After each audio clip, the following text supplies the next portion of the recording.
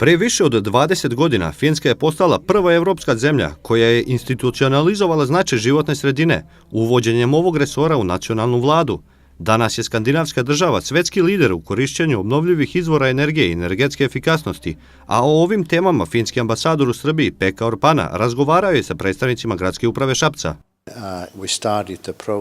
U prethodnim dekadama, odnosno decenijama, oni su visoko razvili svoje društvo u tom smeru da štiti životnu sredinu i znači u skladu sa ovim pitanjem oni su razvili i visoke tehnologije i veoma su efikasni. To je sve zbog toga što su nekada imali industriju koja je teško zagađivala sredinu, a sada mogu da se pohvale da su njihove reke i jezera čisti, da imaju razvijene visoke tehnologije koje se bave ovim sektorom zaštite životne sredine. Grad Šabac će se u budućnosti okrenuti korišćenju obnovljivih izvora energije, naglasio je gradonačelnik Šapca i dodao da je razmena iskustava i znanja sa predstavnicima Finske dragocena. Finci su u tome odmakli i imaju, može se reći da su u samom vrhu realizacije projekata koji omogućavaju jeftinije grejanje za njihove i manje račune za energiju za njihove građane. Pokušali smo kroz komunikaciju sa ambasadom i sad smo imali zadovoljstvo da nas je ambasador i lično posetio da saberemo sve teme koje su nama interesantne i on će pokušati da nam obezbedi adekvatne sagovornike u Finskoj kako bi ta njihova iskustva koje imaju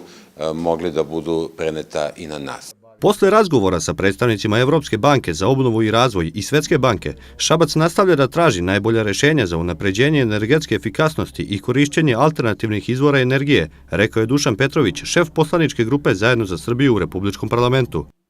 Ovo je još jedan u nizu vrlo važnih susreta koji za cilj imaju da se građani Šapca greju jeftinije nego što je to sada slučaj, pre svega mislim na sve one koji su na daljinskom sistemu grejanja. Sa druge strane, u Šapcu se veoma ozbiljno razmatra mogućnost da se iz biomase, kako dakle one šumskog porekla, tako i od